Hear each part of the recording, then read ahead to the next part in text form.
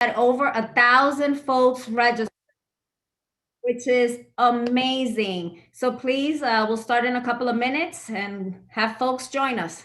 Thank you for being here with us today.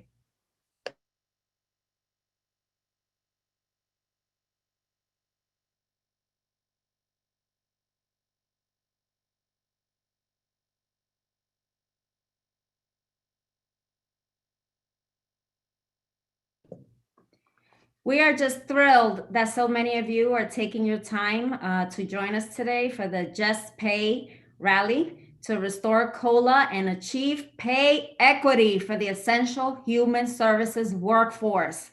Now more than ever, we need to make sure that our voices are heard. And so please use the chat, chime in if you have questions, you have comments, statements. I want the chat to be lit. And by lit, I mean that it should just be popping and comments should be flowing in. In the meantime, as folks join us, please use the chat.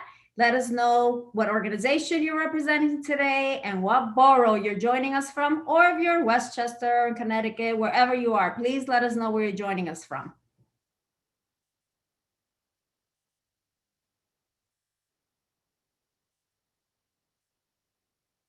I love it. I love it. All these folks chiming in. Thank you. Thank you.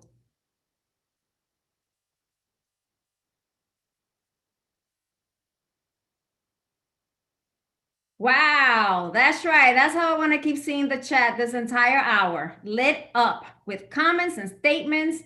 And let's do our part to make sure the administration hears our voices loud and clear.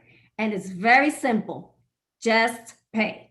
Hashtag just pay. If you're on social media, put it out there too. Put it out there that you're joining us today, and we're going to let the mayor know that we are essential, that human services, our workforce, are key to this city and to the New Yorkers, that we serve. Let's go. Let them hear us.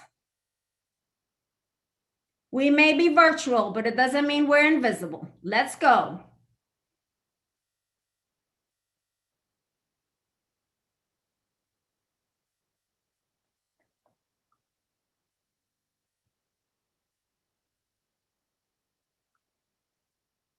And for those of you that don't know me, I'll introduce myself. I am actually Maria Lizardo, the executive director of a human services organization called NIMIC. I am also a proud board member of both United Neighborhood Houses, UNH, and the Human Services Council, HSC. And I want to thank both UNH and HSC for putting together this rally. It is not easy to do a virtual rally, but today, here we are, over 1,000 folks registered, because we all know the essential work that we do. And so thank you for joining us. I want to thank our board members that are on here today, our staff, our allies, and other New Yorkers who know the value of our work.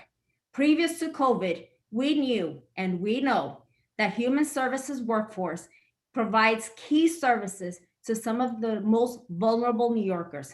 During COVID, it was our workforce that was out there on the front lines providing services, whether it was working in shelters to make sure that New Yorkers had a place to sleep, providing food to make sure that no New Yorkers went to bed hungry, providing childcare to make sure that our essential workers made it to work and their children were safe. It was our workforce who showed up for New York City. And now we need New York City to show up for our workforce. And that is why we're here today. We are asking for the administration to put in $48 million in the fiscal year 2022 budget so we can cover our COLA for our employees on city contracts. This translates to a 3% COLA. Yes, we need to make sure that we pay our staff and that we provide COLAs. The second ask is that we need to make sure that we are paying an equitable salary to our staff. Our staff should not be on the brink of needing to apply for public assistance, not when our staff provide the key and essential services that keep New Yorkers and New York going. So thank you for joining us. And I want to take Councilmember Ben Kalos on already. Not yet. We're waiting for him to join. All right, so I'll just keep throwing out stats to you. In case you didn't know, the human services sector employs over 200,000 employees in New York City. That is incredible. And although we have the tax status of nonprofit, that does not mean that we are not an economic engine in New York City. We contribute over $77 billion. That's right, as in billions, to the New York City economy. That is huge. And yet, when it is time to balance the budget, it is often balanced on the backs of the human services sector. That is unacceptable. And last year, when we were on the front lines, our COLAs were cut. That's right. Come July 1st, 2021, there was no COLA money for us to pay to our staff. That is unacceptable.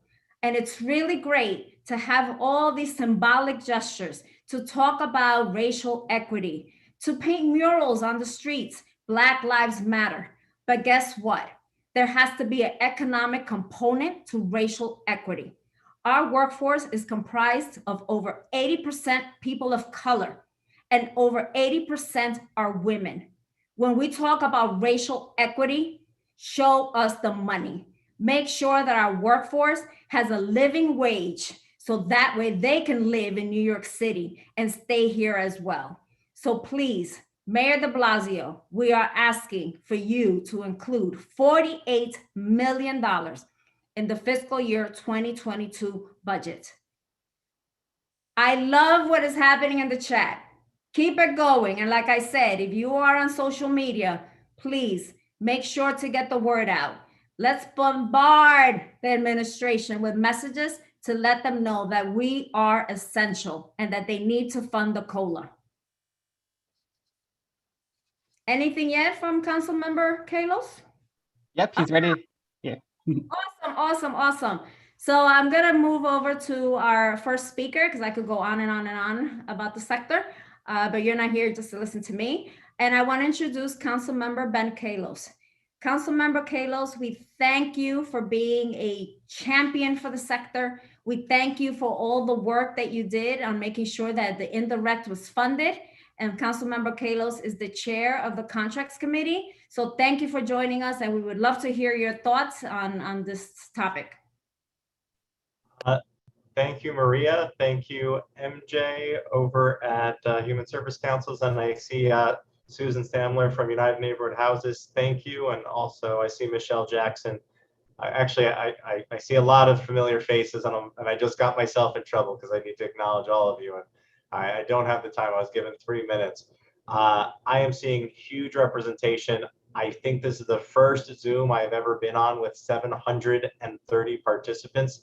This is huge and inspiring. And so I'm Councilmember Ben Kalos, and I just wanted to say thank you to all of you who work in the nonprofit sector, who have been fighting on the front lines, risking your lives. Many even know somebody who's given their life to help those who needed it most during the pandemic. The mayor rewarded folks for this by cutting your budgets retroactively and prospectively. We got that restored. We got that baseline going forward, and now you're going to have the same as anybody else doing business with the city, where they're theoretically going to cover your overhead too, not just some of the contract, but theoretically all of it. That's an even bigger fight. But what it comes down to it is that as we recover from this pandemic, I see a lot of elected officials talking about how they're going to bail out the private sector, how they're going to bail out landlords, how they're going to bail out big corporations. And I'm not hearing about how we're going to invest in the Black and brown New Yorkers who are hurt most by the systems of racism that made coronavirus so deadly to Black and brown people. And one of them is just the sheer number of people who are living in the poverty and who are at wages that haven't gone up in years. And so the best thing that Mayor de Blasio could do for our city's recovery is to invest in our human service workers. 80% of our human service workers are women, and 80% of those women are women of color. And so if the mayor meant it, he needs to provide a COLA increase for all our human service workers across the board, and really make folks whole for the work that they've done. And that's not even forgetting about hazard pay and everything else that should be doing. Our human service workers are essential workers. The mayor said he'd have your back. It's time for the COLA. I came to say that, and that I will be with you. And hashtag just pay. Thank you for having me. I'm at Ben Kalos on social. And if you ever have a contract where you haven't gotten paid on time or having any issue with a contract, you can always email me contracts@benkalos.com. I will get you paid. Thank you.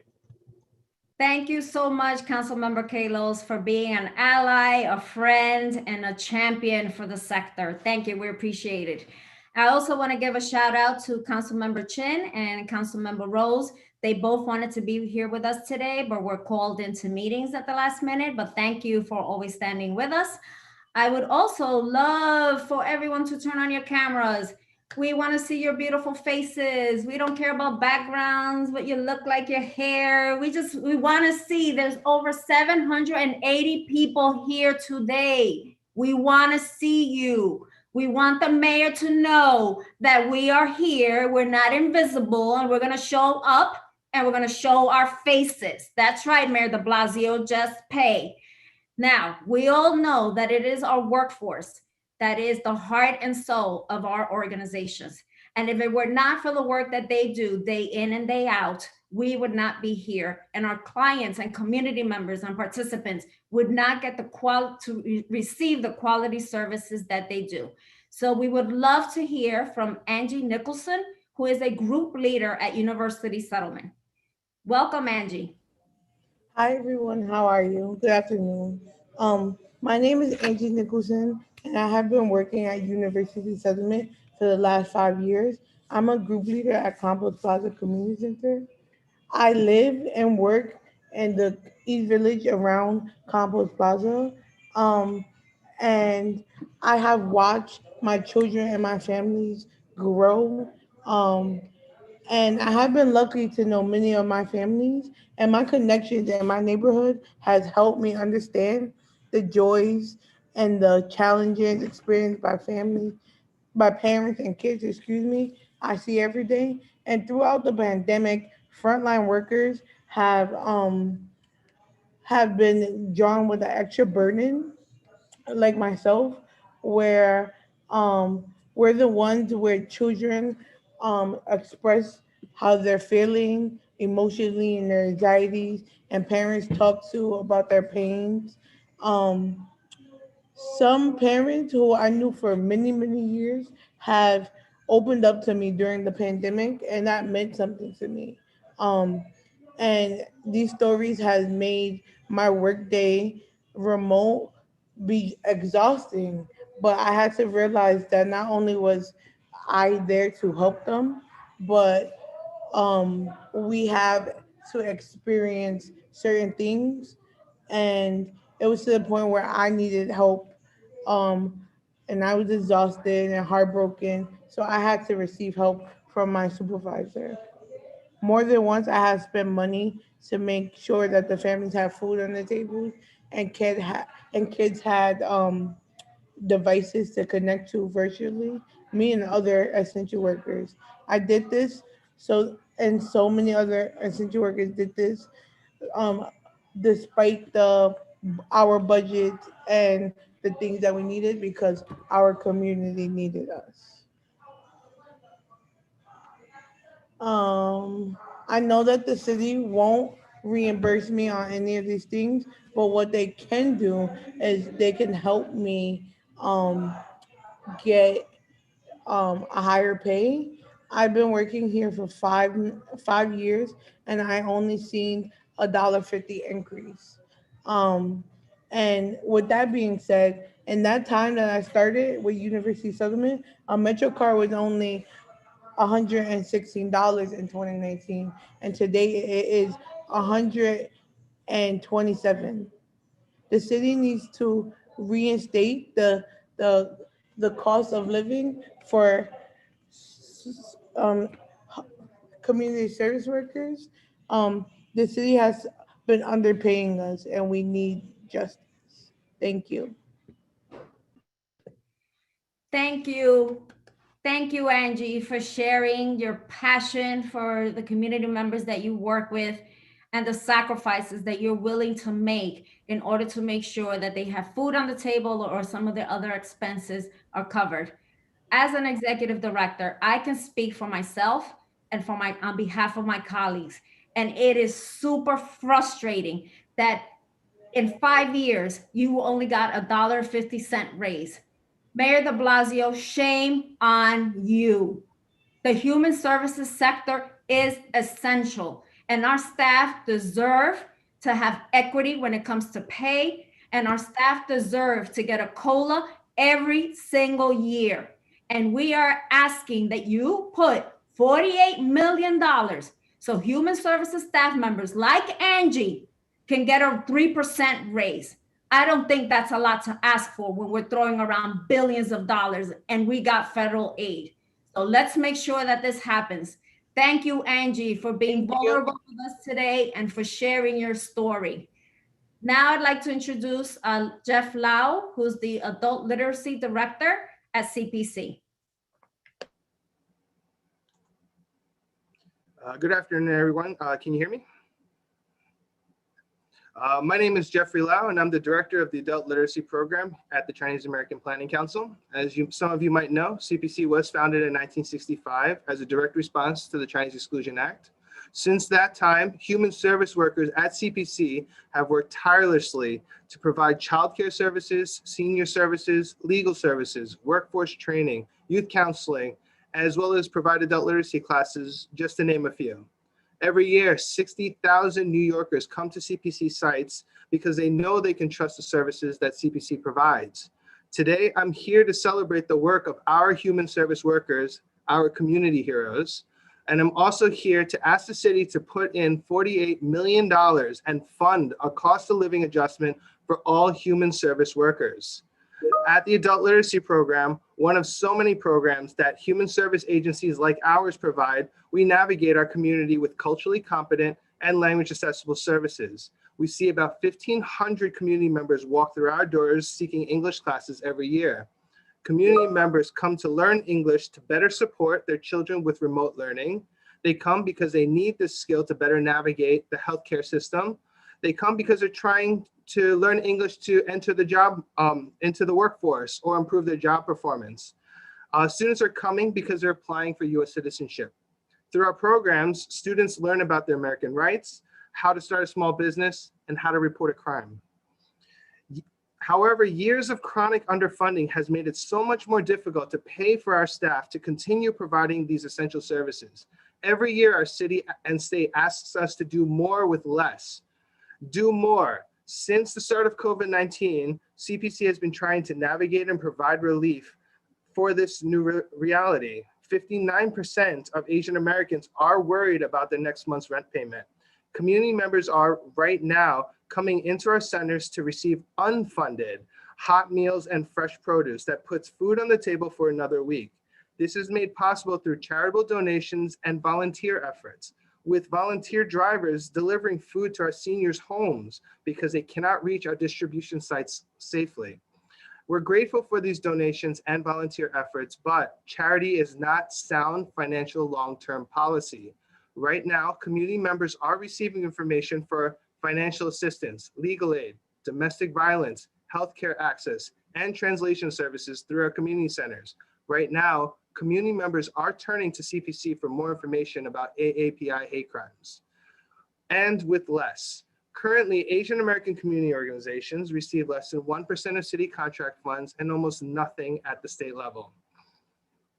We're grateful for the praises and accolades from our elected leaders, some of whom visit our centers and talk up the great work we do here. But this is not enough to mitigate the years of chronic underfunding our staff and services receive every year from our state and city contracts. I'm here today to bring the focus back to the human part of human services. Our dedicated, passionate staff continue to assist community members and their families, and are also navigating providing for their own families. Human service workers try to assist with food and housing insecurity for our neighbors. They are also navigating putting food on the table and affording New York City housing. As New York shut down, people who work in human services stepped up to keep the city going. Human service workers stepped up to provide up-to-date information on COVID-19, combat misinformation, tell people where the testing sites are, and vaccination information. Human service workers moved to distribute countless PPE across the city and state. Countless wellness checks to our community members meant we were able to provide in real time information on housing insecurity, the rent moratorium, financial assistance, and food access, despite chronic underfunding of our human service workers by the city and state. We still moved in to keep the city going. Over the decades, services like these have been talked up and showcased to combat the challenges that in the city and the state. Human services are often left out and by not being adequately funded by the city and state contracts. But if anything, the pandemic has made it impossible to continue to underfund, ignore, and forget our essential staff. Human services workers have risen above and beyond what has been asked of them. To our elected officials, a cost of living adjustment for our human service workers is the minimum New York City can and must do. Fund $48 million. Thank you very much.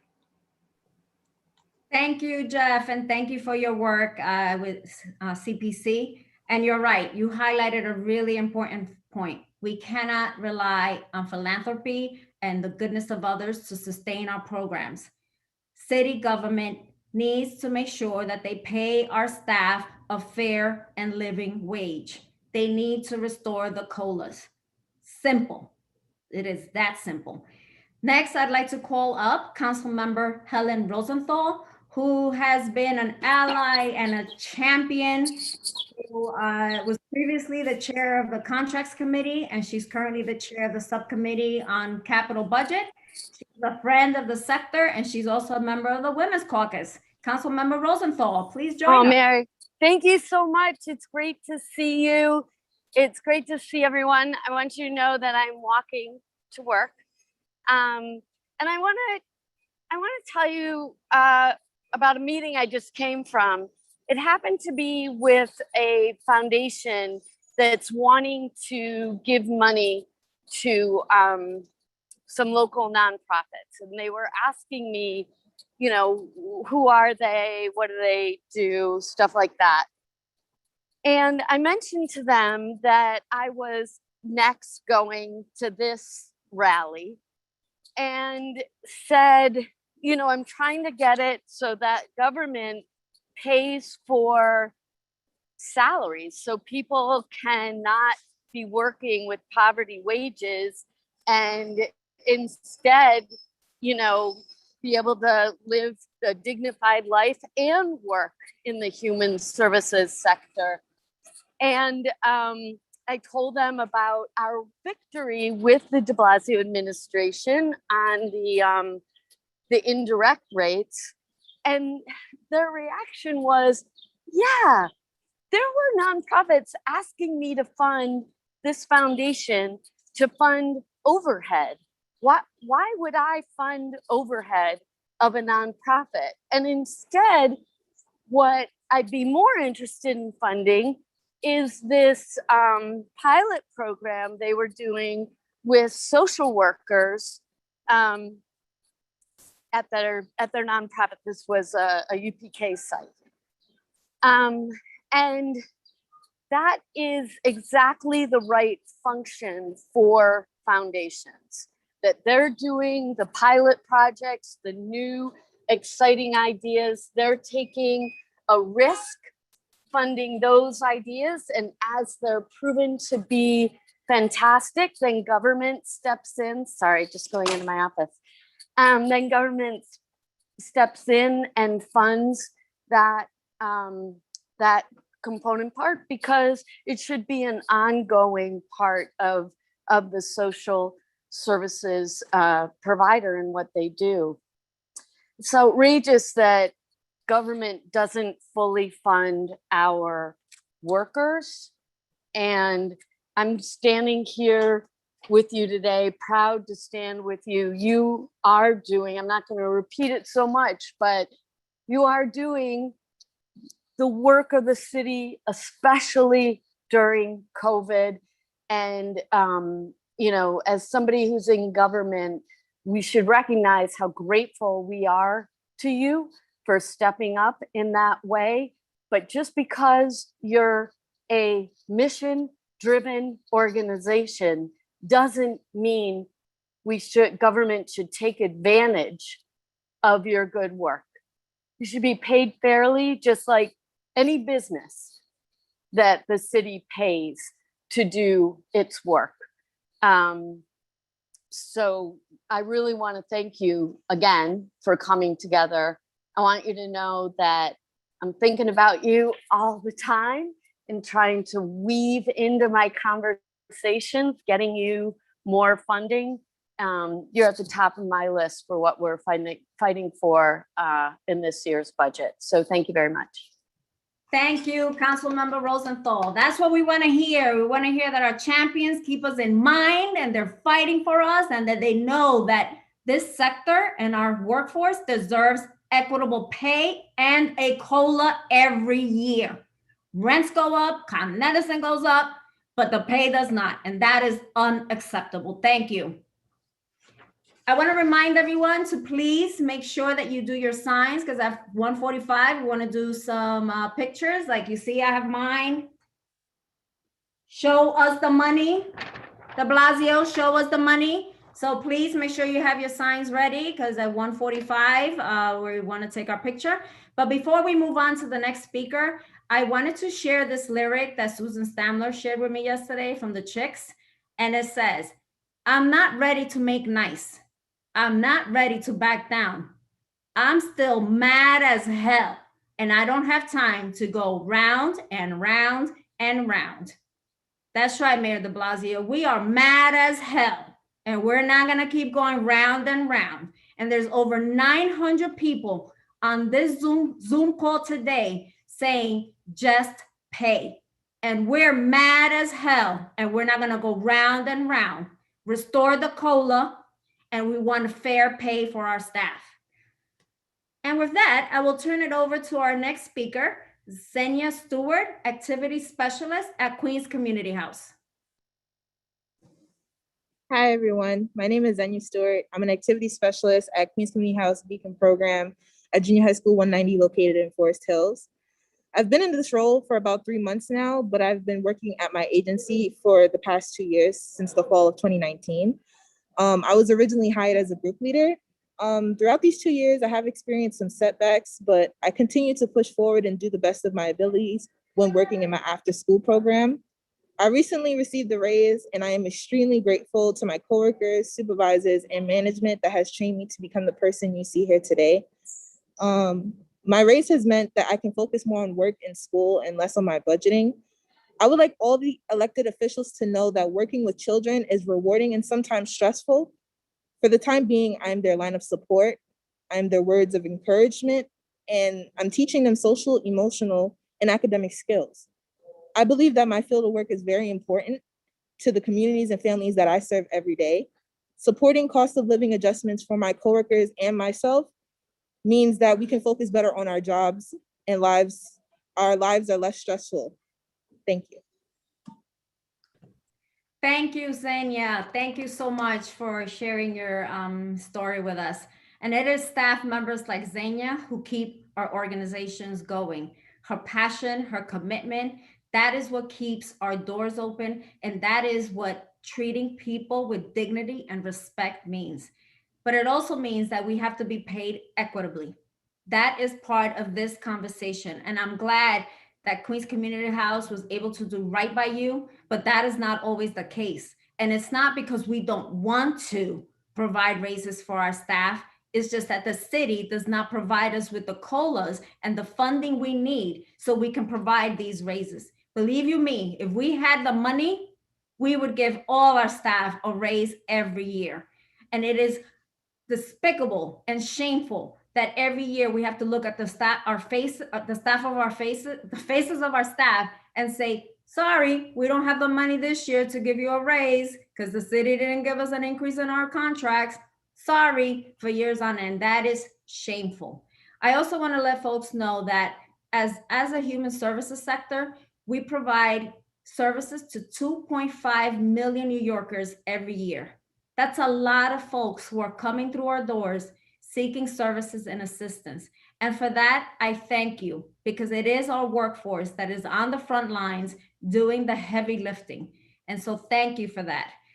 Next, I'd like to call up Helen Lacombe, Case Manager at Riceboro, Brownsville.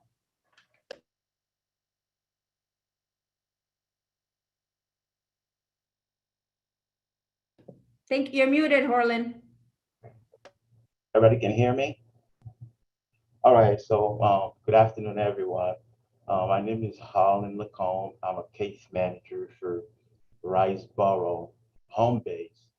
And what we do here is pretty much, homelessness prevention, make sure people that used to be in the shelter, get in the community, they don't go back in the shelter, or people that losing their income during COVID-19, so they don't go back to themselves in the shelter.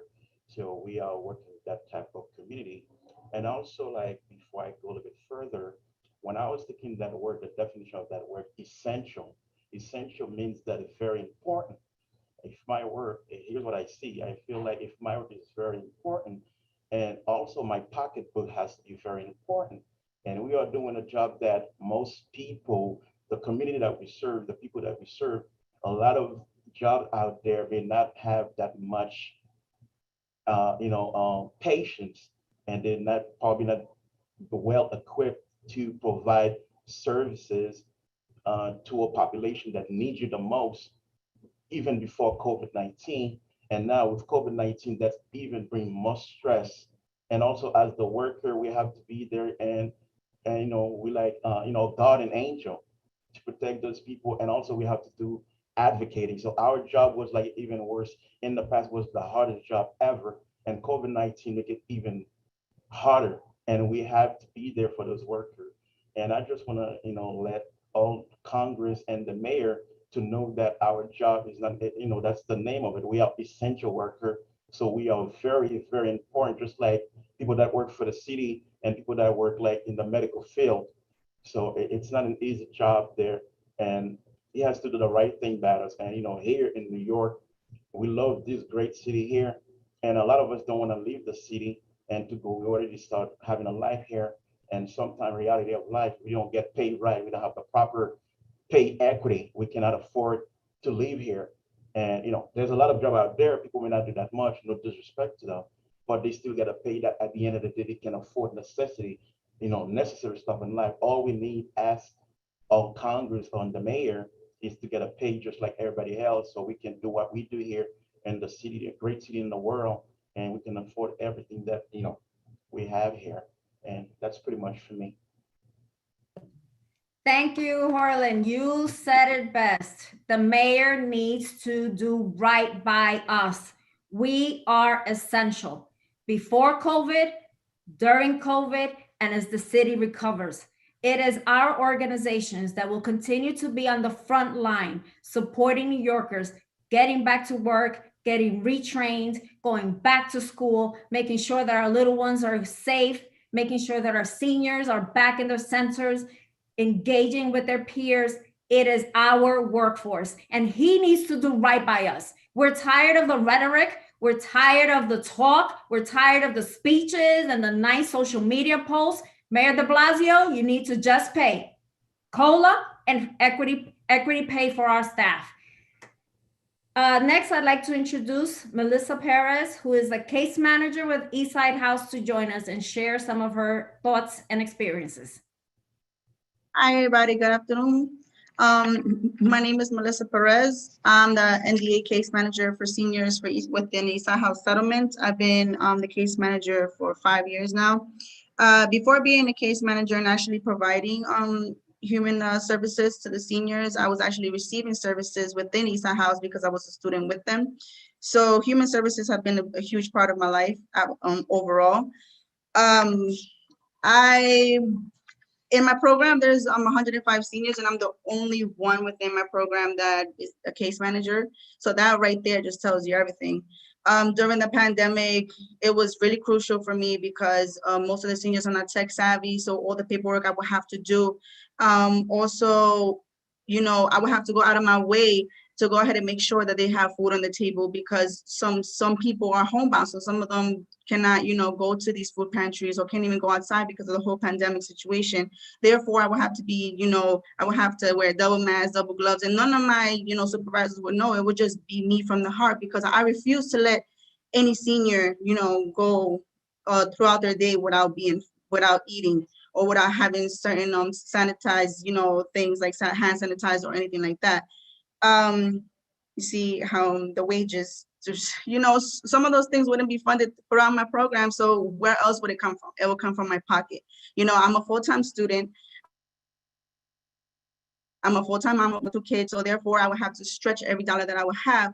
But like, once again, you know, you have to have a huge heart towards these seniors, because that's the overall population that, you know, they need help. You know, who are they going to be, or what are they going to do without having us caseworkers, case managers, human services in general to be there to help them out? That for me is like, if that's not essential for you, then what is? What is essential? You know, what is the word essential to, what's the meaning of the word essential then? Because we go out of our way to do all these amazing things, you know, and we definitely need to get rewarded for it. We need to get seen, we need to get heard. We just need everything that we need, you know, in order to succeed and in order to live. Rent is high, Con Edison goes up, especially now during the summer with these ACs, you know what I mean? So we need the pay. Let me see here. The importance of human services. Just overall, you know, basically what I have to say is that we just need to stop with all these like, oh, we will fund them, or we're gonna see if we can fund them. You know, 48 million, we need those. We just definitely need those. That's all I have to say. Thank you. Thank you, Melissa, for keeping it simple and keeping it real. 48 million. That's what we need, Mayor de Blasio. And thank you for your commitment to the seniors and helping them navigate through these very, very challenging times. Thank you. You are another example of what our workforce does and why it is so crucial for the mayor to invest $48 million in our sector. I don't know about some of y'all, but I am proud to say that I am a product of a community-based organization where my family and I received services since I was 14. And had it not been for that nonprofit called Project Basement, it is no longer in existence on 153rd Street, I would not be here today. So I would love to know, if you're willing to share in the chat, if you or anyone in your family ever received services from a settlement house, from a human services organization, a community-based organization, because I did, and I am proud of it, because you know what? I know that our services work. I am a walking testimony that what we do impacts the lives of our community members and changes communities. So it's great to acknowledge that and be proud of it. There is nothing wrong with saying, you know what? I needed help and I got it at NIMIC. I needed help and I got it at Queens Community House or wherever you went. So please, if you're open to it, share it away. I know I am a proud product of a community-based organization. And next, I'd like to invite Michelle Jackson, the Executive Director at the Human Services Council, to share a few words with us. Thanks so much, Maria. And thanks so much for having me today. Thank you. We have over 900 people joining us today for this virtual rally. One of the benefits of Zoom is we can get everyone from across the city together to talk about this important issue. HSC represents over 170 human service organizations, and we're really proud to represent the organizations and the workers that are doing the hardest work in our communities. The human services workers have always been essential. COVID just shows how essential these workers are. I want to thank the over 130,000 workers in human services, many of whom are joining us today. Every night at 7 o'clock during the height of the pandemic, we clapped for essential workers. And I know I clapped for the human services workers who are out there every day at the height of the pandemic, keeping people safe. They moved people to safe places, they delivered food, and they kept people connected. HSC serves our members, and we, over the course of this year, heard from the executive directors and executive staff how much they did to support their workers who were out on the front lines, and the frustration of the barriers that they had in getting PPE, in trying to get people transportation. You know, the executives knew the sacrifices and the risks that these essential workers were taking. And it's HSC's job, along with our partners at UNH and the other coalitions, to fight that fight on behalf of the sector. Our workers, the workers of the human services sector, are so passionate, they're committed, and they come from the communities that they serve. They're 80% women, over 80% are people of color. The wages that they're paid is an equity issue across New York, and it needs to be addressed. The COLA is the least that we can do for our workers. The city sets these wages for human services workers on contracts, and we need to support all our communities to build a better New York. We don't need things to go back to the way they were before the pandemic. We need New York to come back better. And to do that, we have to invest in our human services programs, and especially our workers, who are really our greatest assets. As we look to recover, we need childcare. Hello, no one's going back to work until there's a place for kids to go. We need our senior programs back open. We need eviction prevention. We need job training as we look at the post-pandemic world. And we also need to solve some of our most pressing issues, like homelessness, food insecurity, and supporting children and families. We do all of that through human services. There is no recovery without nonprofits, and there's no recovery without our essential workers. So I want to, again, thank everyone for joining us today. It's really great to see so many people rallying for just pay for our human services workforce. And we're going to keep fighting for this COLA, not because it's what you need, but it's the least that we can do as we look to really improving and overhauling the system so that all of our workers in the human services sector are paid a real, equitable, and living wage in New York. Thanks, Maria, and thanks to all of our speakers today. Thanks to Ben Kalos and Councilmember Rosenthal for their great words as well. Thank you, Michelle, and thank you to the HSC team for the amazing work that you're doing on speaking up for and on behalf of the sector. Next, I'd like to invite our other partner who helped put this rally together today, Susan Stamler with United Neighborhood Houses, UNH. Thanks, Maria. Nice to see you. Nice to see all of our friends. I wish we could actually all be together. My name is Susan Stamler. I'm the Executive Director of United Neighborhood Houses, and I'm so excited to stand here with you, actually to Zoom here with you, and speak out today for the importance of a COLA. On behalf of UNH and our Settlement House Network, it's never been a more important time. We all know that these past 15 months have presented many challenges for all New Yorkers. I'm a lifelong New Yorker. I've lived in many of the boroughs. My family has lived in every of the boroughs. And I know what it is to make New York City great and special. And it's all because of the work that you do. It's the extraordinary workforce that keeps our neighbors safe and our community strong. We should never forget that. Settlement House workers continue, as well as the human services field itself, to go above and beyond what you do. And we heard a little about that today. And through this pandemic, wherever it was possible, you kept doors open. And when you couldn't, you were smart and pivoted and created virtual programming. We know that the human services workforce checks every day on their neighbors, making sure that people have food, making sure that people have medicine, and making sure that they're safe in their homes.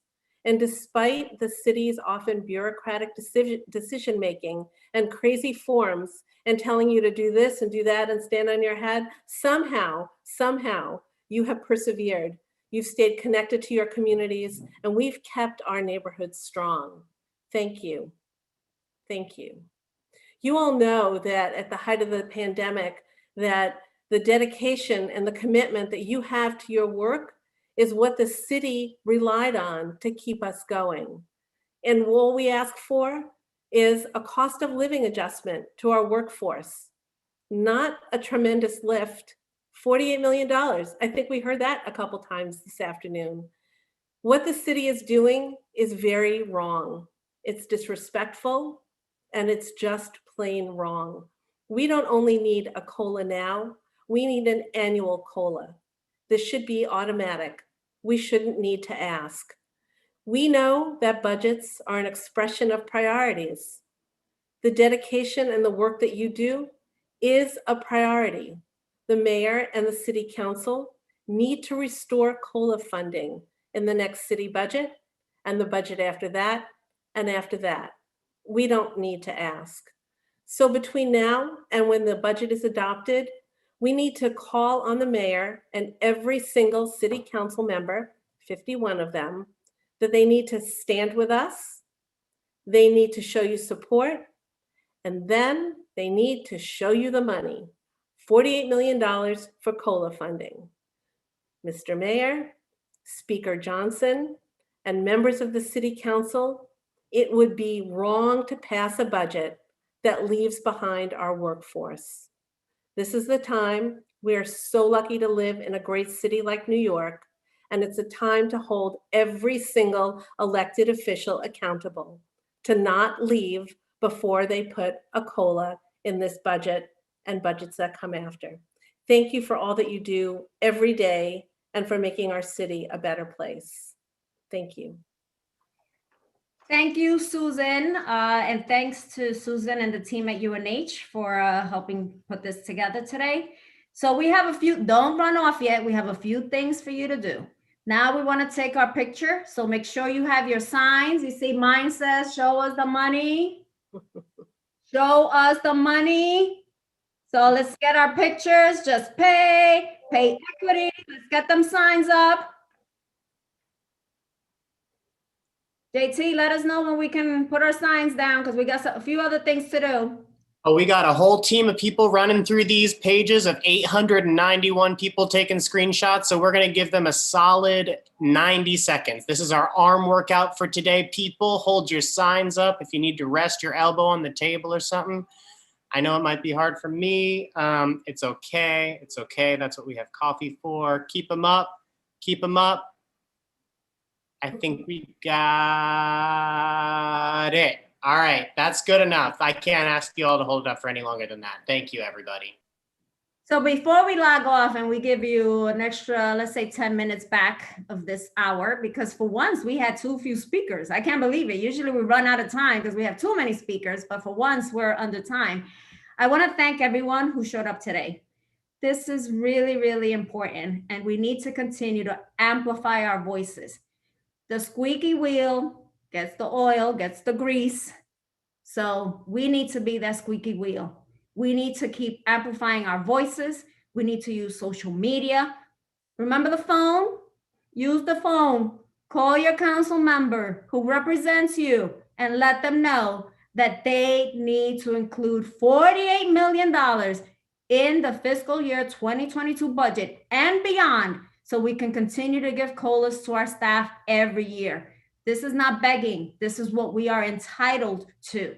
And it is our responsibility now to speak up, just how we advocate and fight for our community members, that we advocate and fight for ourselves, for our workforce, to be treated with dignity and respect. And it's not about words. Show us the money. Put it in the budget. Show it to us. That's how you can show us that you really consider us essential. You know how many times we've heard it, but let's see it in action. Show us the money. Don't forget, call, tweet, get the word out. And the last thing I want to ask of you folks, call 311. That's right, call 311. Simple, you got 10 minutes to do it. For it's 2 o'clock, we had you for an hour.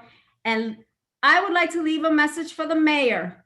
You need to fund $48 million in the budget for COLAs. That's it.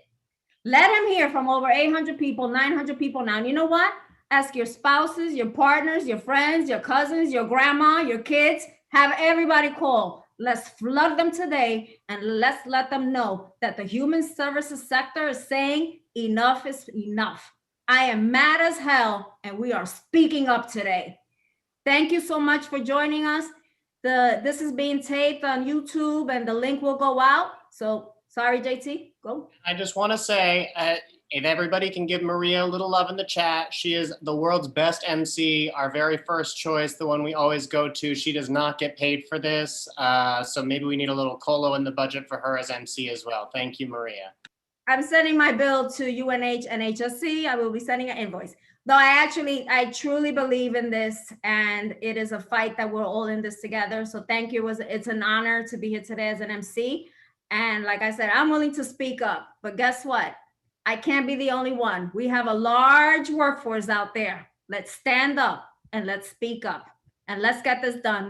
Let's get that $48 million in the budget. And hopefully soon we can celebrate in person in some park somewhere, and we can, our increase, we could buy a little beer now. But thank you so much for joining us today. We really, really appreciate it. Call 311. Let's go. I'm going to start calling now. 311. Vamos.